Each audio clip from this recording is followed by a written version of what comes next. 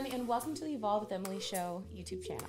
The best way to support the show on this YouTube channel is to subscribe to the channel, like the video, leave a comment, and or share it with a friend. I hope that you guys enjoy this episode in whichever way you choose to support the show. I just wanted to say from the bottom of my heart, thank you guys so much. I hope that today's message and episode brings some bit of positive change to your life. Hello everyone, and welcome to the Evolve with Emily show. I am your host, Emily Hayden, and in today's episode, we are going to be discussing things like building self-confidence, time and energy management, being the most authentic version of yourself, gratitude and what a lifestyle and a habit of gratitude can do for your life, victim versus victor mentality, and mental health, learning a little bit about stepping into your spirituality, as well as some book suggestions and just overall tips for people who are going on their own personal development and healing journey. So today's guest is Lexie Hall. She is an Evolve X graduate, and she's really sharing her journey of evolving with you guys today. She's a small town girl from Southern California who now lives in Texas. She left her home at 17 years old to join the U.S. Army and has been serving for the last 5 years. She currently works in the medical field, and a few years ago really started down this path of healing, personal development, and personal betterment. So I really think that you guys are going to enjoy today's episode and get a lot out of it. So go ahead and everybody, let's get into today's episode. Lexie, welcome to the show. Hi, thanks for having me. Of course. So I'm really excited to speak with you because especially on our coaching calls, you always just had such great insight to share, whether it was your own revelation or own idea that you had, or it was, just something you were working through or feedback for another client. I knew that you would definitely offer a really interesting conversation. So that's why I want to talk to you today. Thank you. I really appreciate that. There's sometimes that I'm like, oh, I'm talking too much. I need to slow down, but It's good to know it's received well. You know what's funny? Everyone feels that way when I end up talking to them afterwards or before or after, because sometimes it feels like everyone hesitates to talk on the coaching calls, but then I talk to them and it's like everyone has this fear that they're being too much or that they're taking up too much space. And so I think that's what's cool too about the group coaching calls that we have is you get this space to practice speaking and practice showing up for yourself, for others, and in a way where you don't have to be ashamed about it, right? Definitely. So yeah, okay, let's hop right in then. So you have been on your personal development and your healing journey for quite some time now. This is not anything new to you.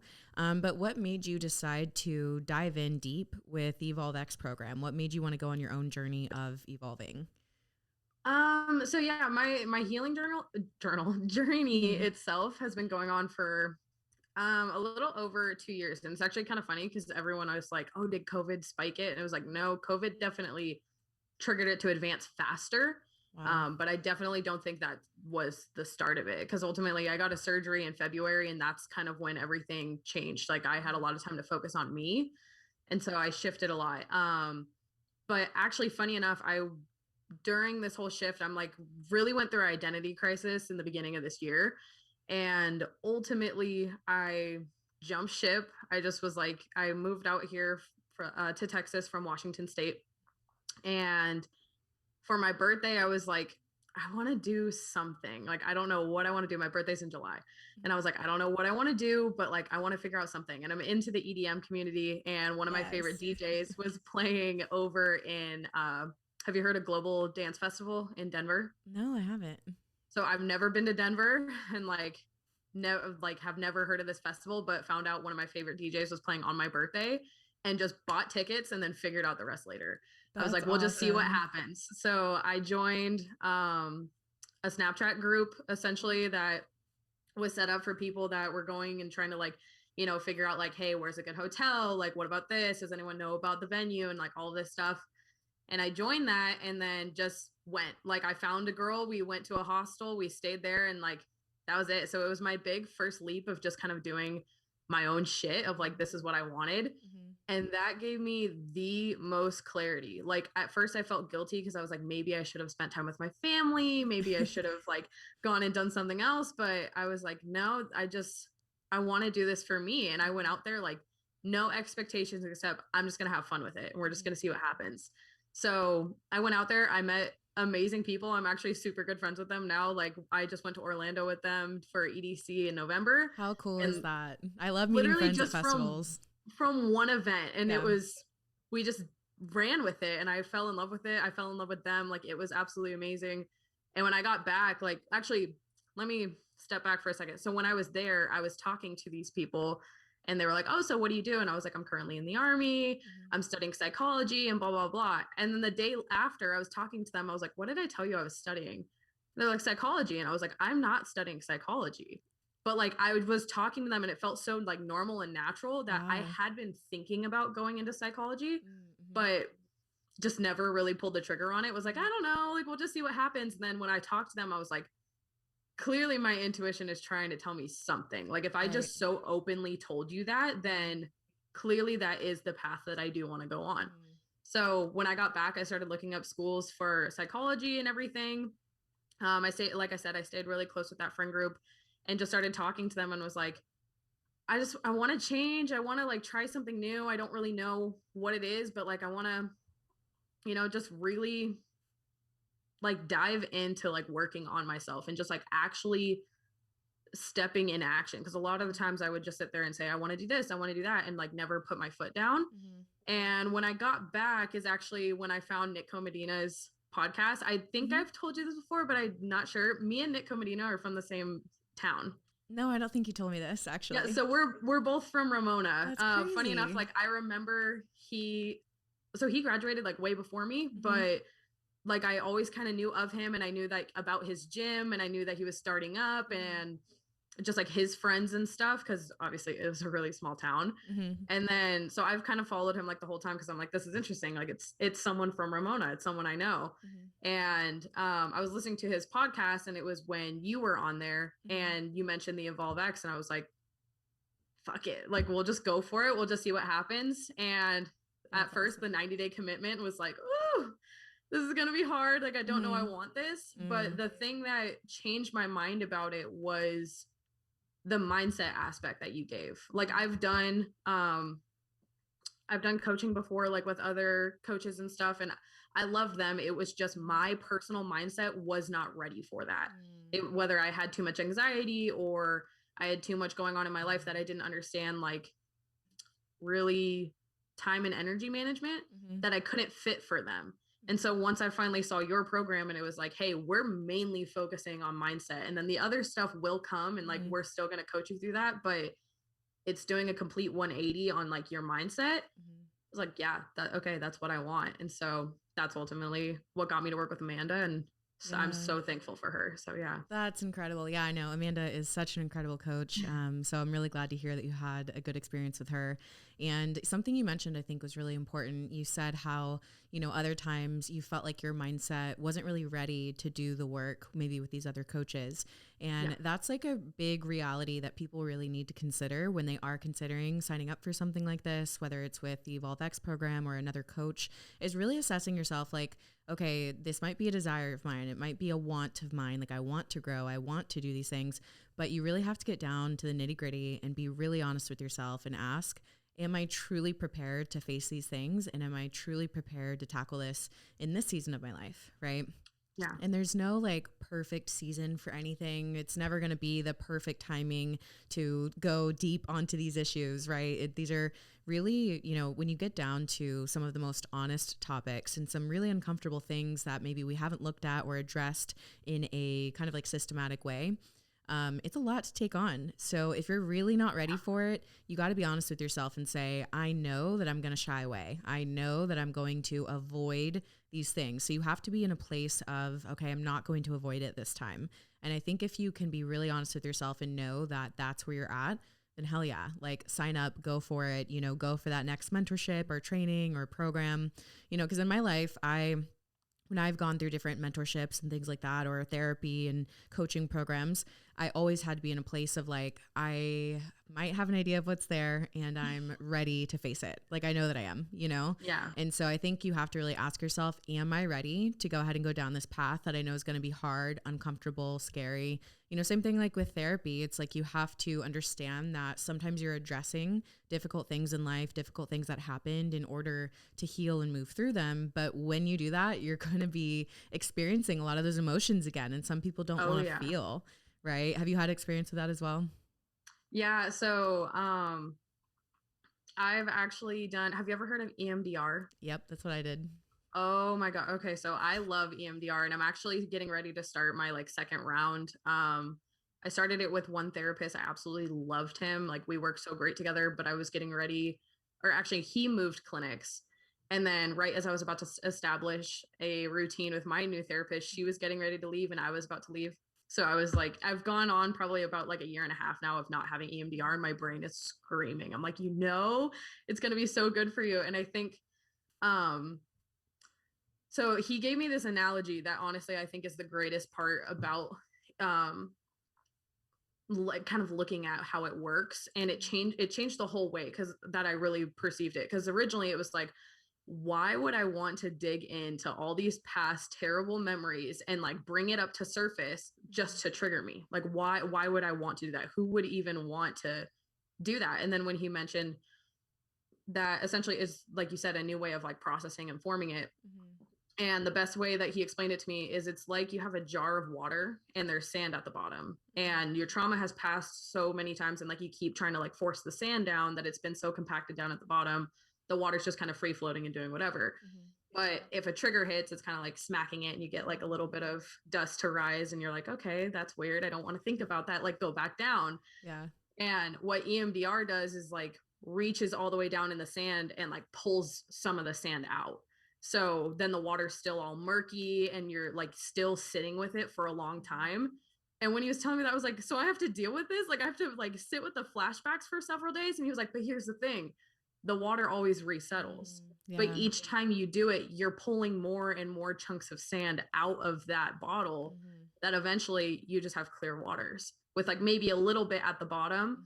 But when it does stir up, you're able to be like, oh yeah, I remember that. I remember there's some dirt down there. Like that's okay. And that's been one of the greatest things that I've learned. So I've had to go through a couple processes with it. And I just remember like every time we got closer to talking about like my big trauma, because we did like all the little ones to add up, I was like, please, like, I don't want to do this. Like, this is going to be the worst. And the amount of stuff it brought up that I was able to just like humbly sit with now is just amazing. And like, I've been able to kind of apply it to just like my life in general, where like things will happen and I'm like, that's okay. Like that can bother you, but that can just sit there. Like you don't, it's almost like a meditation, how they're like, label it and move on. Like, don't sit there and be like, this bothers me and this is why, and this is that. You're just like, oh, that's annoying.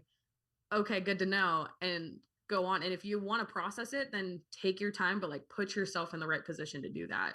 And when I like what I was talking about when I did the coaching previously, and I don't exactly want to talk about who I was with because I don't want to say anything about them. Like the coaches that I had were absolutely amazing. The first coach I had though, I had kind of diagnosed, kind of undiagnosed anxiety and depression. So I was trying to work with her. Like, I don't know why I'm not getting this. And like, I'm trying to like get on my macros and do this. And because I was so anxious about everything else that I couldn't control, what I could control was my macros and my working out. So I became obsessive about it and almost self-sabotaging. Like I would be staying up until like 10 o'clock, just crying. And my ex-husband at the time was like, what's wrong with you? And I was like, I have like 50 grams of carbs left and I'm so full. And he's like, what? Like, I was just like so obsessive about it because I felt like it was something I could control. And like my anxiety just got overwhelmed about it. And then the second time was a couple years later. I decided to work with another coach and I went into it like full bullheaded. Like, I don't care if I'm not ready for this. You're going to force yourself to be ready because like we need to get our shit together. And like, that was it. I was just like, you're not, I kept pretty much telling myself that you're being weak. And like, that's the only reason why you're not getting it. Like not giving my depression and my traumas time to heal, just being like, hey, we've already passed that. You need to get stronger on yourself and like get harder. And so I went from such a headstrong mindset that disregarded my traumas and it didn't work. That eventually I was learned like, real quick, huh? yeah, I was like, hey, girl, I'm so sorry. Like, take the money I gave you. You deserve it for everything you gave me, but like, I'm not ready for it. And like, I understood that. And I think that's important is because people get so quick in their ego to just be like, oh, my coach didn't work with me on this. And I kept telling him I was struggling. And it's like, your own traumas is your own responsibility to take care of. And no one else has to, like, people can sit there and hold your hand and like help you through it, but no one's going to push you to figure it out because that's your own way to process it. And if you are looking for someone to tell you how to feel about it, you're not truly processing it. So I think, yeah, it was definitely hard to learn. But once I realized like, okay, these weren't working because I wasn't ready to really face anything. I need to learn how to face it while also learning how to progress, and like really Evolve X just perfectly aligned that for me. Cause like every week it was something new to kind of, focus on, whether that was financial or like limiting beliefs or anything like that. It was, kind of constantly feeding me something that I was like, okay, this is stuff that you need to fix, but you can still achieve health like in between there. Yeah. And it's definitely a different approach to take. Cause I feel like a lot of health and fitness, like you'll see some grunt people that are just like, go do it. Like, just get it done. Like, you're just weak. You're not disciplined. And it's like, that's not it at all. You just need to learn how to process. Exactly. And I'm so glad that you bring that up because, I always say that you really cannot make more progress beyond where your current heart's posture and status is. And so if, like you're mentioning, if you have all of this healing to do, you most likely are going to unconsciously and subconsciously self-sabotage yourself. And then you're going to judge yourself. You're going to shame yourself for not being disciplined enough or dedicated enough, when in reality, you actually need the opposite. You actually need grace and love, and you need to address the things that are going on so that you are able to adhere to your highest, desires and alignment of yourself, right? Because if people really, and this is why I created it this way, is because I really saw this gap between the fitness industry, the personal development world, and I wanted a place where people could come and do everything all at the same time, because I realized, number one, most people they're not too amped to do just the mindset stuff by itself. Usually they need that like fitness aspect to be like, well, I'm really just going to focus on fitness, but hey, if there's mindset, maybe I'll do some of that too, right? And then we kind of just get them to take a few steps in, and then we're like, come over to the good side where we're healing and experiencing freedom in our hearts. And just an example to say, I really do think that having this all around approach is what can allow people, like you said, to have different things on their mind each week. And as you have been on your healing journey, more than anyone that you're not going to, fix all your limiting beliefs in a week, right? But this is like at least a dedicated time, a dedicated process, journaling prompts for people to be able to dive deep into these things, kind of as that like first step for their own personal journey. And then hopefully the idea is that they continue to review these things and revisit them when the time allows and when they feel they need to focus on it. And then they at least have this like guide of, okay, this is how I can work through these different things. You during week 1 mentioned it was actually your mantra for the entire 90 days. And I know, and people never remember exactly what it is, but it was so good that I want to read it back to you. So your mantra for the 90 days was, I am exactly where I need to be. I only attract what is meant for me. Can you explain the mindset behind that and how you really embody that? That's actually really funny because I was like, I don't remember what it was, but now that you say that, I'm like, oh yeah, because that's kind of still a continuing thing for me. Funny enough, I have this like little bracelet. I can't think of what it is called right now, but it has like a little capsule on it, almost like it looks like a pill, but it twists, and you can put a little piece of paper in there and like wear it around with you. So I figured the best way to keep my manifestations and my affirmations with me is to wear it on me like at all times. That's cool. So funny enough is I wrote one right before I went to Denver and threw it in there, locked it up, and just went. And I think it said like a couple different things, but it did say I'm exactly where I'm meant to be. And just kind of understanding that I don't need to keep fighting and looking for something new. Like everything that I do need is already within. And I feel like that's it's still kind of cringy to say sometimes, because you think like, oh, I'm not like egotistical. I'm not like being like, oh, I'm the best or anything. It's just genuinely any problems that I'm trying to figure out, they come from going within, and that's it. And like whatever I'm looking for, and I've told you previously on some of the other calls that I'm not necessarily religious, but I am spiritual in the sense of like, there is a source, there is a universe that's listening to you. And I think that's super important, is to understand that, you know, when people used to say like, there's always something bigger than you, I was like, well, I don't know what that means. And like, that was just because I wasn't ready to understand that. And then after a while, it was like, yeah, you know, everything that I'm doing isn't going unseen. And I'm fighting as much as I can for the best of me, like for the best for me. Is that the right way for me to say that? Like for the best version of you. Yeah. Like I'm trying to be the absolute best that I possibly can. There's no way that's not being seen, or there's no way that that's not still giving me some progression. Like you'll sit there and be like, you know, I'm giving everything, but it's still not returning to me or anything. It's like, but you're still moving forward, and that's totally okay. And I really, that's kind of it, is just ultimately kind of understanding that you, especially when it came to starting the 90 days, like you already made the first step. You already proved that you wanted to be here. You already proved that you wanted to make changes. You just have to keep showing up, and then everything will start slowly falling into place. And I remember at the end of the program, I actually said that there was like so many things that I was like, oh, I should have listened to this more. I should have done the journals. I should have done that. And then I was like, I absorbed everything perfectly that I needed in that moment. And like you said, it was a guide for me to go back and say, oh, hey, we should probably revisit this. Like, we should probably look into that. And I kind of learned that from a previous program I was in. It's called the Academy of Chakra Alignment. That's what really kind of took off my spiritual awakening. Two beautiful women, Steph and Kate, they run it. And their thing is kind of the same way, where it's like, hey, we're going to teach you the chakras. That does not mean you need full alignment with, but in the end of these 7 weeks, it just means it gives you a guide to keep like going back to and understanding. So everything just slowly kind of progressed together. And that kind of reinforced that, like, it's exactly meant for me. It will show up, and that, you know, it's going to keep coming for you because you keep putting in that effort. So yeah, absolutely. And I love that answer. I actually even experienced that this morning. I did an hour-long breathwork session, and going into the breathwork session, I, you know, had almost these expectations or desires of what I would like the outcome to be. And my experience was completely different, but my experience was exactly what I needed. Like one of those moments that just like touches your heart so sweet, because you're like, oh my gosh, that's exactly what I needed.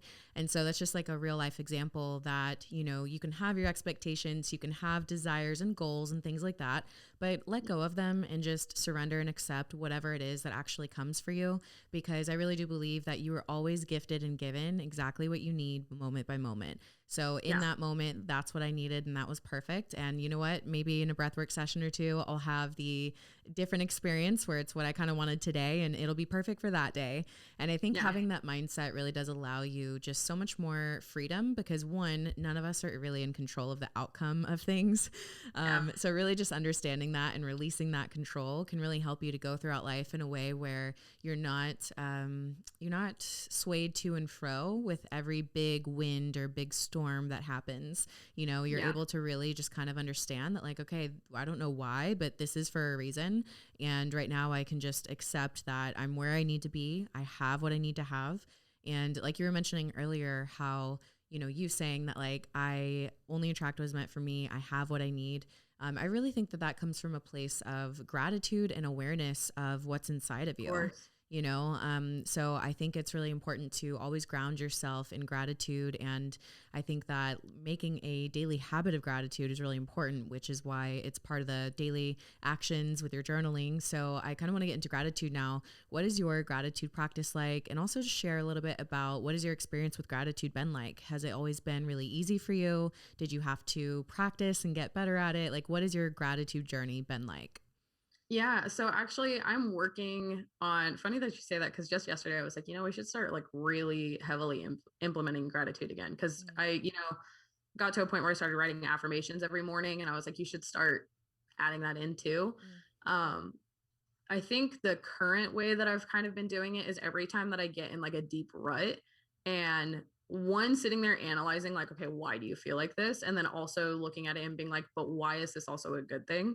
And kind of reviewing that. So no, gratitude originally didn't come very easy to me, but I will say there is certain things that I think it's always innately been inside me. Like for instance, when I was like in high school, and like if I had like a bad breakup or like a loss of a friendship or anything, everyone would be like, oh, are you so mad? Like, are you mad that this happened and blah, blah, like pretty much trying to like evoke something for me to like start an argument or to get upset and like start talking shit. And I'd always just turn around and be like, no, we taught everything exactly what we needed to.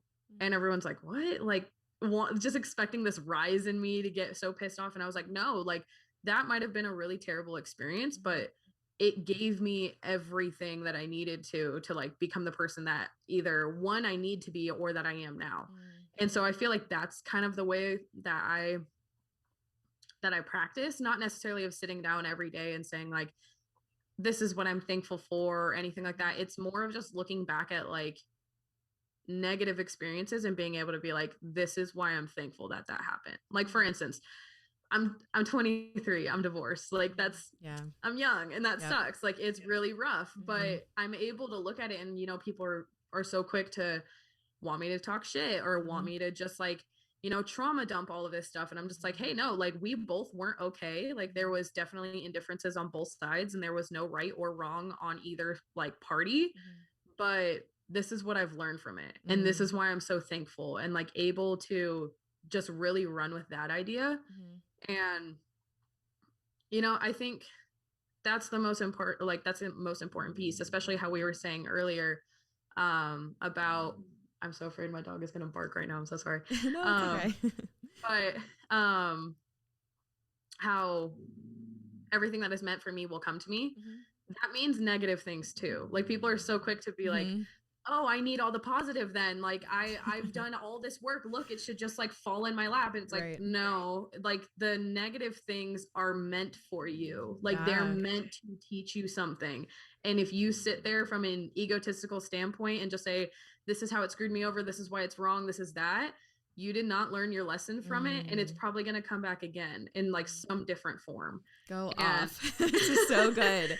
Like people are so quick to just think that they deserve the world because they put in the effort. And it's like everyone around you is putting in effort. And they might not put in the same amount, but it's all about how you process it. Like people can go through the absolute worst in life and they probably have a better mindset than someone who's like, has a steady 9-to-5, has a like healthy family, all of that. Like they probably are looking at like the minor inconveniences that happen in the office and just being like, oh, this is so terrible. And it's like, you have to change your mindset of it. Like you absolutely have to, or you're going to sink. Yeah. I think that's so good. And I think that there's this level of control that people want to have as well, especially like in the personal development journey and world. It's like people start working on themselves, they start implementing all these good things in their life, and their life really is improving a lot.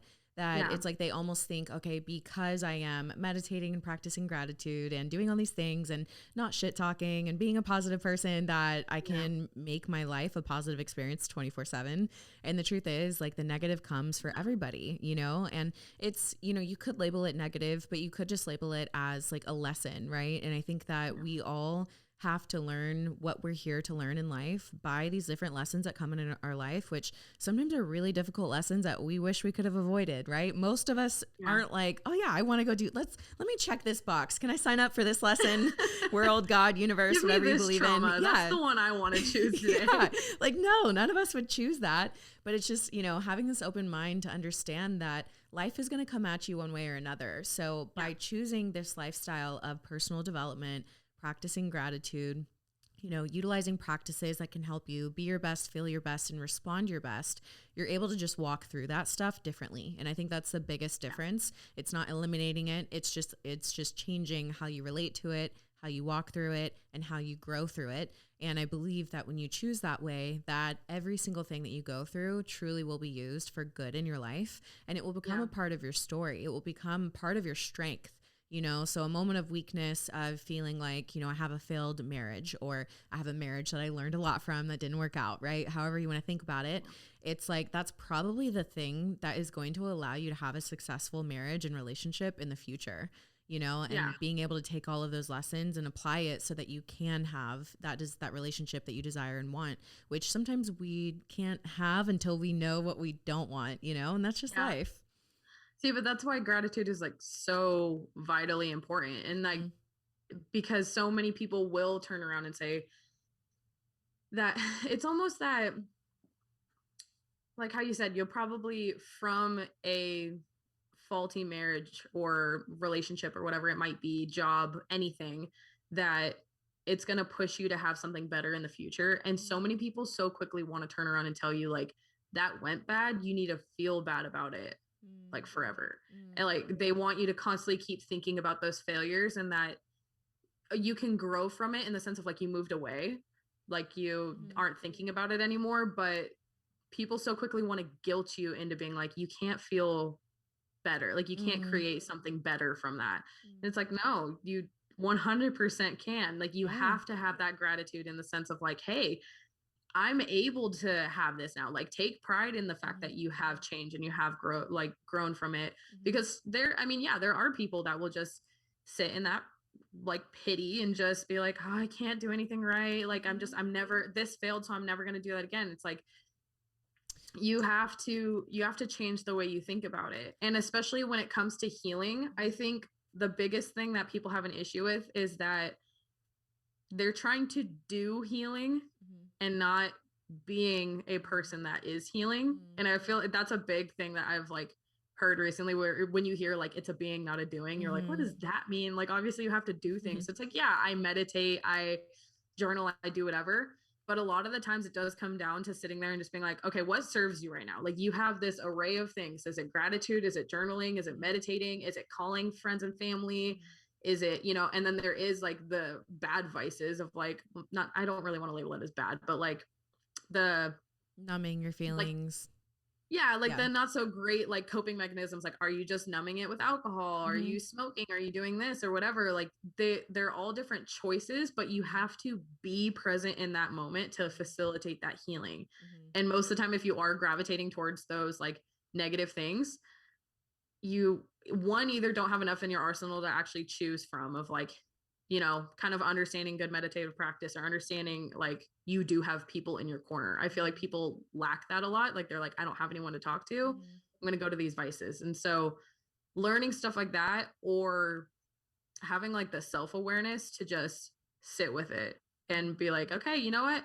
I choose healing, but I'm not going to choose how it happens. Like I'm going to try to figure out, and like, I mean, there's also a difference. Like you can't just sit there and be like, I'm going to let the healing come to me. Like that's not going to happen. You just have to really find a balance in between that, of not forcing yourself to be like, hey, we're going to get over our traumas like this week. Like this weekend at 4 p.m. I've scheduled in getting over like my trauma. I did that with my EMDR, like that never would have worked. Like if I sat down and immediately was like, we're going to get over this today. I'd be like, no, like that's not going to happen. That's why he was like, hey, we'll do a couple sessions if we need to and just kind of see what happens. And I remember those days I did have to come back. I was like, oh, I don't want to do this again. I hope it's over today. But as soon as I got in that session, I immediately went to like, hey, whatever comes. And if we have to come back, then okay, you know that you're going in progressions. And so absolutely. I think that's the biggest thing. It takes the pressure away from you too, of thinking that you have to heal right now. Yeah. Healing is definitely a process. There's a song actually by Trevor Hall called You Can't Rush Your Healing. I love that song, and it's such a good reminder, just, you know, when you are seeking to heal in life, which most people are most of the time, I think, who are in the personal development world, at least. It's just a good reminder, like no matter what you do, no matter how much meditation you do and breath work and, you know, pray and all these great things, you can't control your healing. It's going to happen when it happens, but making sure that you're putting your best foot forward, you are utilizing healthy mechanisms to allow healing to occur. If it's going to occur, that's the path. That's the way. Earlier you mentioned a little bit, you were kind of going into like this victim mode mindset that you were referring to, and victim versus victor mentality is something that we talk about in the program and address. And the goal of it is to help people understand the difference between victor and victim mindset, and then to identify where in their life they might have that so that they can take action against that, create some more affirmations, and really grow from that. So do you have any personal experience with victim versus victor mentality? And if so, how have you made those mindset shifts? 100%. Yeah. So when we started going through that, it was interesting because I was able to see a little bit of my healing already. That's cool. When I was first diagnosed, so I was diagnosed with anxiety and adjustment disorder back in 2018, I want to say. And when I was diagnosed, so I'm a very like, I'm kind of an analytical person. I don't want to say that I fully am, because there's some things that I'm still obviously very like relaxed and unorthodox about. Like I'm very hippie within, like, Yeah. oh, it's just whatever. But when I'm very much a person that if you tell me like what my diagnoses are, like it helps me understand what's going on a lot more. Like I know there's some people that would rather just stay kind of ignorant to their actual diagnoses. They're like, hey, I know I have a problem. I come into therapy. You help me with it. That's it. Like I don't need to hear. If I know what's wrong with me, I'll fixate on it. I wasn't really like that. So I was like, hey, I want to know what I have. The problem is that it helped me to where I was able to turn around and say like, hey, I have anxiety. I can't control that. Like I can't do this, but I didn't know how to set boundaries with it. So very quickly I would just be like, I have anxiety. You know, you can't treat me like this. You know, you can't talk to me like this because I have an issue. And so it became a quick, what originally could have been like an identifier of like, hey, by the way, just like work with caution, like essentially like Yeah. don't turn around and tell me to relax if you see that I'm like kind of tense or anything like that, or you don't tell me like just be happy if you see that I'm kind of upset. Like those are obviously trigger words. And like I was able to get my family to kind of understand that, but very quickly it turned to like I would start to spiral in anxiety and just start treating people really terribly, because I'm like, well, you know, I have anxiety. Well, you know, like, you know, I would react like that. So why would you say something like this? Or why would you, you know, simple as like, I had such bad anxiety. Like I couldn't choose where to go eat. Like it was so bad. Like if you told me, hey, do you want to go here? I'd be like, yeah.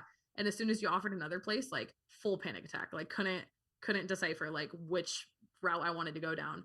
So it'd be stuff like that where I'm like, you know, you can't ask me if I want like Wendy's or McDonald's. Like, you know, it doesn't work like that. Like I would just completely play the victim to myself so terribly. And so being able to like hear that, and then once I actually started doing like the lesson, I was like, wow, we don't do that anymore. Like that's actually awesome. pretty good. Like not intentionally trying to, but you know, kind of taking that blame away, because it's like, yeah, that's an identifier. Like that is something that you do have, but that doesn't, you know, identifier probably isn't the right word. Like that is a characteristic of you, but it doesn't identify who you are. And then being able to turn around and change it to like, well, yeah, I used to be like this because I had anxiety, or like, hey, you can overcome this even though you have X, Y, and Z, like health issues or whatever, and kind of just doing a 180 on the way that I viewed it. And yeah. And I think what I'm hearing you say is that you essentially took personal ownership and responsibility for your own stuff, right? And I think doing that actually, it gives you your power back, because when you are in this like victim mode mentality of like, well, you shouldn't have done this because you know that I it's like you've given them all of your power. And anytime that's an outside circumstance controls your power, that's a really, really sensitive place to be. So I think that the goal is reaching that inner peace, reaching that inner stability, at least that inner ownership and responsibility, that even when you're not okay, that it's your job and your job only to get yourself to okay, rather than kind of casting that on everyone else. So I think that's a really important piece, is just accepting that ownership. Yeah, having like a victim mentality, you think it makes sense because you think it's trying to protect you. And then you look at it and you're like, how self-centered are you to like put that pressure on everyone else? That, you know, and I get it. Like mental health can like put you in a complete rut where like you do not think straight.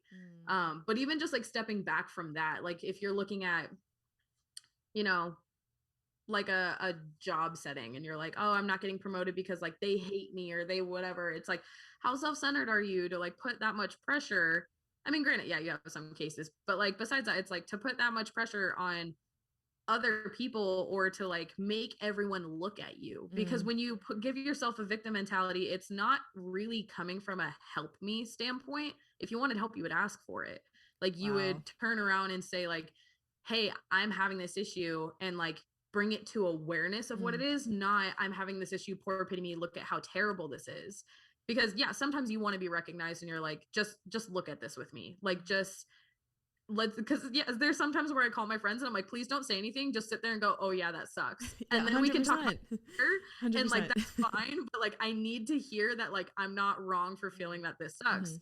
But it's quickly changing it to not being like, oh yeah, that sucks and I'm sorry for you and blah blah blah, and making me the victim. It's like, okay, now that I got that off my chest and like I feel leveled with, either one, I feel better and I'm like, okay, that's fine. Like I overreacted, like we can calm down now. Or I'm like, help me figure out where to go from here. Like help, just Yes. give me an outside view. Mm-hmm. And that definitely does help change you into a victor mentality, because you're able to say, like, it's not wrong to ask for help. Mm-hmm. So when you're playing the victim, you're just like, look at all that's wrong, notice me, notice this. And like, you almost want to keep staying there because you They get desire to attention. be seen so bad. Yeah, and like you get that recognition that it's like, okay, yeah, like that sucks, and you feed off of that a little bit, because you're like, all the pain that I went through, it's at least being noticed. And that feels good when you've been in pain for a while. But after you're able to have, either people in your corner, or able to, like, even just have yourself, like being able to meditate and, you know, journal it out, whatever it might be, and like come to that realization for yourself, you give yourself that power to move into that victor style. And I mean, it takes work and it takes patience. In all honesty, it takes a lot of patience, more than it does work. But it definitely, it's something worth being identified, because I feel like a lot of people just kind of blow past it. Like you'll talk to so many people like, well, I didn't choose my work hours, or I didn't choose like where, where they were born, and they're like stuck in the same town. Like they're like, I can't get out of here. Like it's not my fault. And it's like, well, yeah, like we understand, but you got to be patient with yourself to figure out like how to get yourself out of that. If you just keep saying the same story back and forth of like, this is all that's wrong, it's gonna keep looking wrong. Like there's really nothing else you can say. Absolutely. And I think that's kind of a hard piece for people, is actually becoming aware and recognizing I am stuck in victim mentality in this area of my life. And it may not be every area of your life, but chances are if you're practicing victim mentality, usually that does seep into all areas at some level. Some may just be more noticeable than others. So I agree. I think, when you recognize that you're in that victim mentality mode, it's up to you to say, okay, I've said my piece about this, but now what am I going to do to create a different outcome for myself? And it's having that willingness to have the figure it out muscle, that willingness to say, I don't know. And this, and I feel this way, that's valid, but I'm going to figure it out. And if I can't figure it out, I'm going to find someone who can. And like you said, reach out for that outside help and take some steps, actually take action in a different direction. And I think sometimes the victim mentality, it's just like this loop. They keep themselves on this loop forever and ever and ever. And it's almost like in order to get out of that loop, you have to like break free from that matrix of just repeating the same stories, repeating the same excuses, and, utilizing the same people to vent to about the same things. And I think, recognizing people's unconscious patterns, it's difficult, but once you start to do it and you really practice that self-awareness, you really practice, what are the current stories that I'm telling about me, about myself, and you recognize those stories, you're able to work through them. That's when you can really break free from that cycle. And then once you do that, it becomes easier in the future, because, it's kind of like the healing part. You heal one side of yourself, and then, years later you're like, wait, there's more? Like there's more healing to do here, and it's the same thing with even maybe the victim mentality. Sometimes you need a trusted friend or a trusted loved one to look at you and be like, you realize you're playing victim in this right now, right? It's like, fitness coaching, businesses and stuff. It's like, well, the Instagram algorithm, blah, blah, blah. Right. And like, I've felt that before, but the truth is, okay, if that's the case, then figure out a way to work with the algorithm if that's your goal and that's something that's important to you, So it's funny because it can really seep in all these different ways. We did a lot of time and energy management. It's kind of one of the first things that we dive into in the program, because I really believe that everybody needs more time and energy management. And I really believe that it's a really good foundation for the rest of the program, so that people can continue to work on their schedules, how they allow their energy to be used throughout the day, which is why it's at the beginning. But talk to me a little bit about your time management journey, because I know it hasn't been easy. It's something that would come up a lot on calls. So, which I think is a great example, because sometimes people that are listening, like all the listeners right now, they need that person that's like, no, I get it, that like, this does not come easy to you. So let's hear a little bit about your journey with it, and what has, where have you been with it? How hard was it? And what helps you to get better at it and improve? So funny thing is, like, I've always had a problem with time management. It's funny because when I was in high school, I didn't really think I had like an issue, like showing up to school on time and all that stuff. And then the reason why I bring it all the way back to high school is because I joined the Army at 17. So like I graduated, and 6 weeks later it was off to the Army. So really that's kind of all I've known. And when you think of like military, it's like discipline, on time. That I don't know why I did not pick that up. Like I can, but there's like times where like I still am that person where it's like, hey, you need to be there at 12, and I'm like, got it, I'll leave at 12. Like I don't like I work on it and I do the most I can, but I say this because I mean, if you're in the military and you're feeling the same way, like, trust me, I got it. Like, I understand. I've been in for 5 years, and like, I'm just now starting to be like, oh yeah, we got this. Like, we can show up on time. And like, I always had a problem with like showing up like 5 to 10 minutes late, and I'd let my ego kind of fill in and be like, I might be late, but I showed up exactly when I'm needed. And I was like, that's not okay. Like, you can't do that. And so that's how I ran my time management most of the time. Is I'd be like, hey, we can fill in like this, this, and this within this like 20-minute window. And then I'd show up late, and then like just it wouldn't stop. So when that was like one of the first lessons, I was like, yes, like I need this. Like I just, kind of just to have someone to like really bring it to your awareness of like, hey, this could be helpful. And like I've tried a couple different things. I've tried time blocking. I've tried, all this different stuff. And I feel like the biggest issue that I had is I could do it perfectly with work, but as soon as it came to my own stuff, I couldn't do it. Like on the weekend, I would sit there, and actually one of the things I repetitively kept telling Amanda is I was like, I have 48 hours on a weekend, and I can't tell you a single thing I actually did during that time frame. And it's not like there might have been some things that I wanted to do, but like at the end of it, like Monday would roll around and I'm like, there's all this stuff that you want to do. Like, why didn't you do it over the weekend? And I was like, I don't know. Like what did we do? I have no clue. And so with that being the first lesson, I was like, cool, we can keep working with this. We can see what we need to do. And I'm not kidding. It's 12 weeks, right? It's yeah. The 12 week program. Yeah. I probably visited it like 5 times. And then I've still visited a couple times, like since I've been like done with the program. I keep just like going back to it because I'm like, there's always going to be something that can kind of spark and be like, oh yeah, we should try that. I think I just now finally started like really getting the hang of like, okay, this is what works for you. And actually right now I'm reading Atomic Habits by James Clear. And if anyone is having a hard time trying to get a routine down, he's got some good shit, like to be able to just bring it up to your attention of like, oh yeah, why didn't I think about that? Of like pre-staging stuff, or, making things more attractive, or like habit stacking, or whatever it might be. That's helped me with my time management of saying, like I would do so well during the day of getting everything done, but I go to yoga on Mondays and Wednesdays, and they're 7:00 classes. So I don't get home until like 9:00 at night. So I'd sit there and be like, oh, look, we did all of this. Like we meal prepped, we did everything. And I was like, you meal prepped your lunch, but you didn't do anything for dinner. So now it's 9:00, you get home, starving. You're not gonna cook because you're not in the mood to do that right now. And it's late.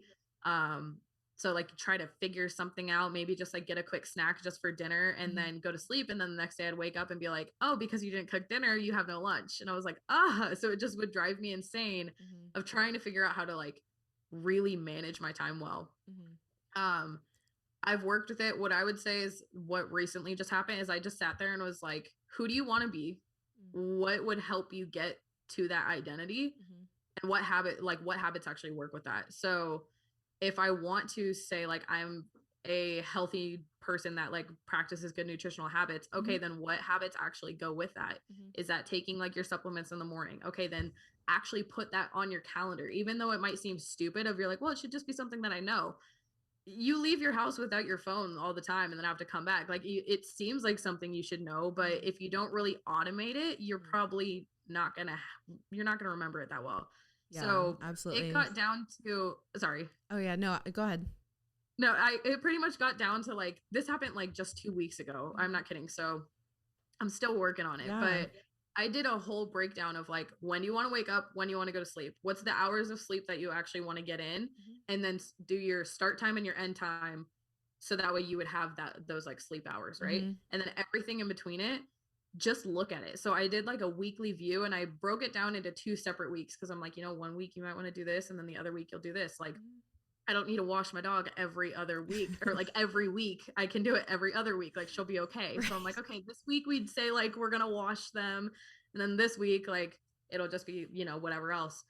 And I really just started plugging it in. And like for me, I'm a visual person. So to be able to see it on an Excel of like, this is how long this would take, and like actually being able to see it. Cause I did it on my Google Calendar, but then I kept getting notifications for everything. And I was like, I don't want you to tell me that I'm sleeping right now. Like I understand. Yeah. So, you can always change your notifications. exactly. It drove me insane, like seeing it, because I also wanted to see my most important things that were going on that day. And so just Google calendars didn't work, because I'm like, wait, what do I actually have coming up? Like, okay, cool. I got to take my vitamins, but like, what appointments do I have today? And so I was like, you know what, we're going to do an Excel just so I can see that. And just my like actual big hit deadlines are actually on my calendar. Yeah. I kind of have a system of that too, where on my Google calendars, like all the appointments for the day. And then on my like big whiteboard calendar, that's where I have all of my, you know, extra, the stuff that you have on your Excel. Yeah. And so that's essentially what I did, is like, it almost is like time blocking essentially, but it wasn't like I did it throughout the day. I just looked at it and was like, okay, how would this work? Like, what would my week look like? Like, where would I get my study time in? So where would I get my workouts in? Where would I actually cook? Like, how could I do this? And then ultimately it came down to like, I'm still in like the adoption phase of it right now.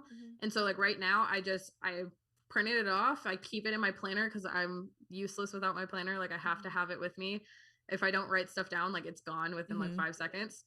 So I keep it in there with me. And then it's like, I go throughout my day, and if I'm like, okay, like, you know, we're done with work, that's like the end of a time block, just look at like the schedule I created and be like, okay, do we have time to actually do that? And seeing how to implement it. And so the next phase is just looking at like, okay, where do I need to make tweaks? And I feel like in the beginning, as someone who was anxious, I was like, you mean I have to hit a time frame like every single day? I can't do this.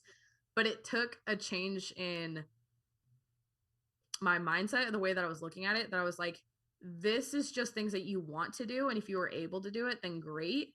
If you can't, then that is totally okay, because like you live your life and you come back, and you, but the whole point of it is that if you miss a day or two, that's fine, but you know, it's expected the next day. You know what you want to have done the next day. So that way you feel healthy. And I feel like that's a problem that people have with automation, is they're like, aren't you just kind of numb to life and just kind of going throughout the day, like not paying attention to things? It's like, yes, I can understand how that might look like that, but ultimately, see, I think it's actually the opposite. Like, I think it's I think it's the most intentional way to live your life. It's the most conscious way to live your life, so that you're utilizing every time period that you have with the most amount of intention to make time for the things that matter most to you, which is, let me get my work done, because everyone's got to work, right? But I really care about fostering, you know, friendships and beautiful relationships. So I know that on Tuesday night, I'm going to FaceTime a friend. I don't know who yet, but I just know at Tuesday, I'm making an effort to FaceTime somebody. You know, on Thursday, I am hitting a yoga class because that's really important to me, right? So I think people can have this misconception that having a bunch of things, you know, scheduled out on your planner, or at least on your to-do list, it might seem, you know, like you said, like this automation, unconscious, but it's actually the most conscious and intentional way to live your life. And I think it's a way to have the most fulfilled life, because like you mentioned, a lot of people go throughout their weekends or their weeks saying like, what did I even do this week? Right. And it's because they're stuck in this unconscious pattern and habit of, they're just going throughout their life without that intention there. So when you have that intention there, you're able to get up on a Saturday and do the things that you know are really good for you. Because if not, we'll just fall into like, okay, let me just clean this and put this up and then throw this laundry in and do that. And we're just doing all these random you're like, it's things. 6 o'clock. Like, yeah, we're just doing all these random things, right? But when we have that intention and we have those things that we know that are really good for us, and we can choose those things. And that's something I was going to mention too, that I think might be helpful for you and the listeners that are listening, is let's say, you know, your schedule during the week is really jam packed and you're pretty good on your schedule, and the weekend comes. Rather than planning out exactly when you're going to do what, have a list of things you want to do on Saturday and on Sunday. And maybe it's the same list for both days. And maybe, you know, maybe one day is a rest day, right, from the gym, but maybe the other one is like, you know, work out, get outside and walk, you know, my dogs in the sunlight, watch a sunset, breath work, meditation. And you write a big list, right, of things. And you don't have to do all of them, But during that day, throughout the morning, you say, okay, it's the morning time. I'm going to do at least one of these things on my list. It might be a 5-minute meditation, it might be an hour meditation, depending on how you feel. Middle of the day, how's my list looking? A workout. I haven't done a workout yet. Let me do a workout outside in the sunlight and with my dogs and do it all at once. Right. So just like this little reminder. More mindful. Yeah. Like you're like, oh, okay. Yeah, I do want to do that. Exactly. Like, you're able to look at it like a little bit better. And like, let me tell you, so I moved out to Texas completely by myself. Like like I said, I got divorced. I kind of left all my friends over there. Like no one came with me. Like I didn't even move out to Texas knowing that there would be friends out here. Like I just was like, let's just go try a new place. And really it did come from a like forcing standpoint of like, we're going to sit with ourselves and we're going to figure some things out. But with that being said, my support group is all long distance. All of it. So my family lives in California, which is an hour behind me. And then my other friends live in Houston, which is an hour ahead of me. So it got to a point where I was like, this seems really weird, but I need to do this because it makes sense for me. I was like, can we schedule in a FaceTime call? And they're like, what? I was like, what time works for you? And I get that sounds weird, but it's like, I want to talk to you. Like, I want to have this time to, you know, to connect, to have a sense of community that I don't really have, like, or that I don't have locally. I want this, but if I just keep saying like, oh, I'll call him this weekend, I'll fall straight into a trap of just like not paying attention and get distracted by other things and then be like, oh crap, like we wanted to call my dad this weekend, like just something like that.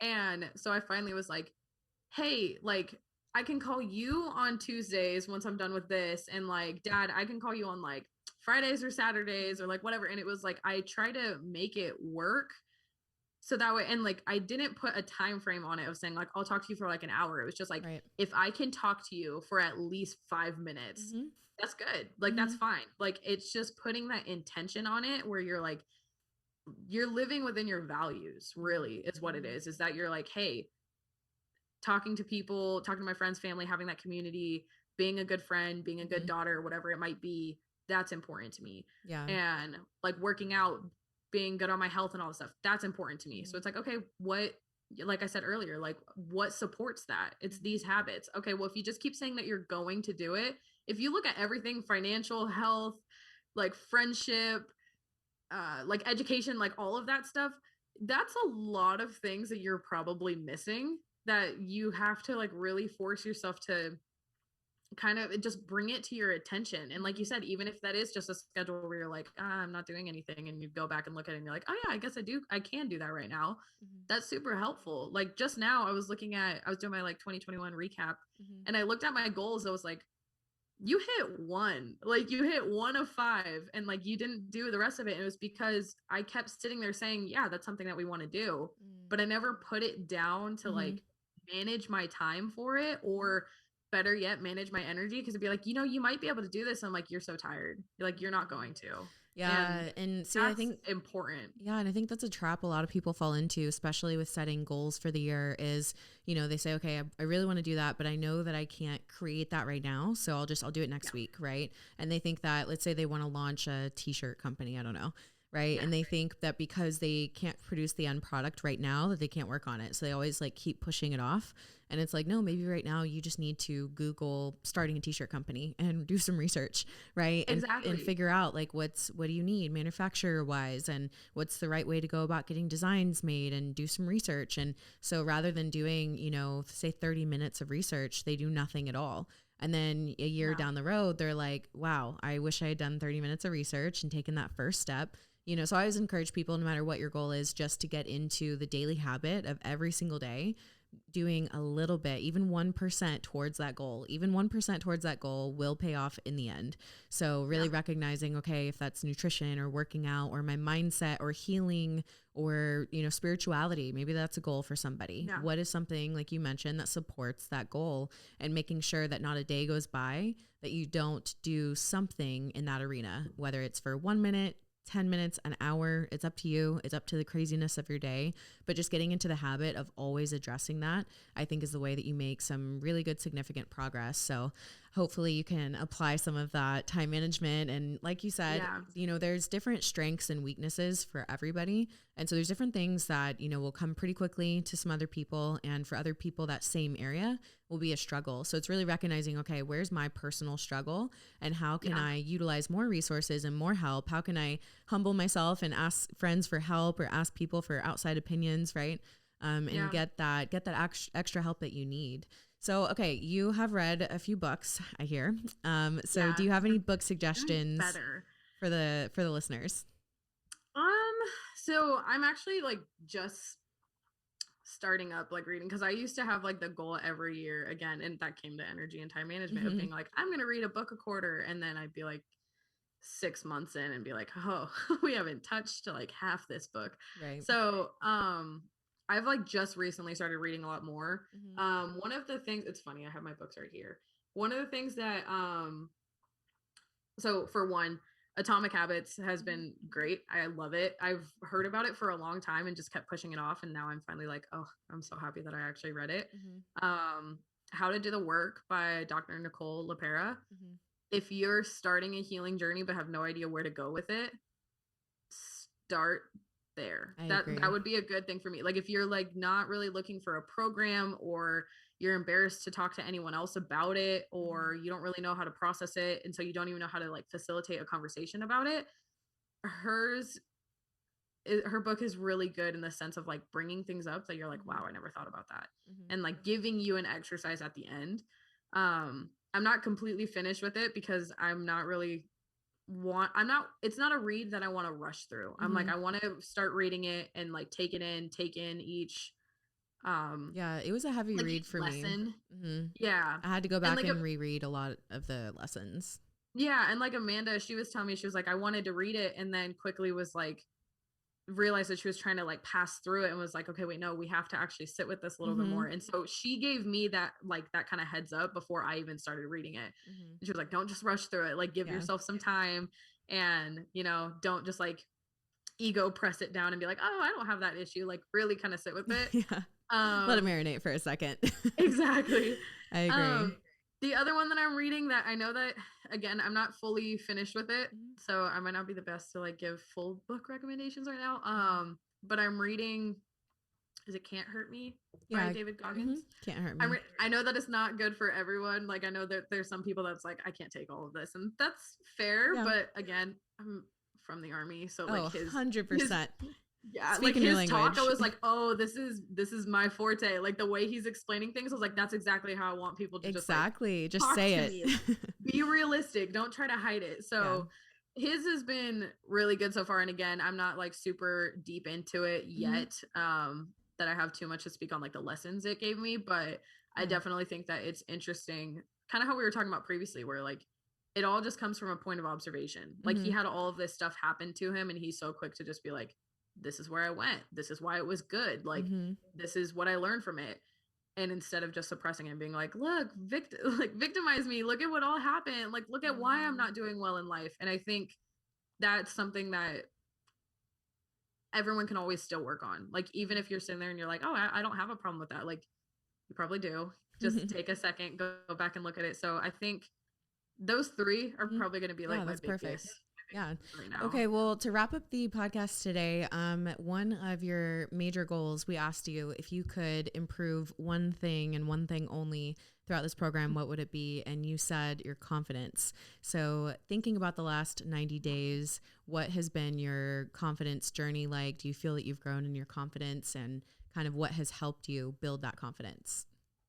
Definitely. Yeah. I really think it did. Because confidence is one of those things that it's so easy to be like, I want to build it. And then it's like, okay, but how do you actually do that? Like, you really don't know. You could try to push yourself out of your comfort zone and stuff like that. And that's probably the best way that you could do it. But I didn't really know where to go from it. And I realized just the more I kept doing like inner healing, the more I was like, the more I was comfortable with myself, the more I was comfortable with portraying it to other people. And I think that kind of hits it on the head right there. Like it took me forever where I was like, why can't you just talk to people about like what you want or how you feel or whatever? And it was because I didn't know how I felt, because I wouldn't sit with myself and try to figure that out. And once I gave myself that time and space to, you know, not run off and vent to anyone and be like, help me figure out what's wrong with this, to actually sit with myself and be like, why does that bother you? Mm-hmm. Okay, now why does that bother you? And just like really try to figure it out. It was so quick for me to be able to tell people, hey, this is me. Mm-hmm. And I'm okay with that because I already figured out why this is me. Yeah, that's good. Yeah, I think that's Yeah. so true. You know, people really have to come to peace within themselves about who they are before they can be confident to do that with other people. So I Yeah. love that that's been your journey. Well, hey, it's been an amazing time interviewing you today. I think there's so many really good takeaways from the victim versus victor mentality to confidence building to just everything in between. So thank you for your time today and for sharing everything with the listeners.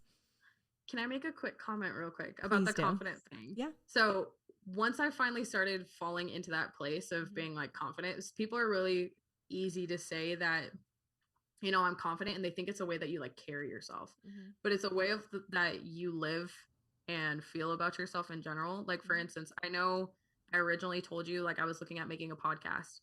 The reason why I wasn't doing it is because I felt like I couldn't be heard for what I truly wanted to be, and that what I wanted to be wasn't okay.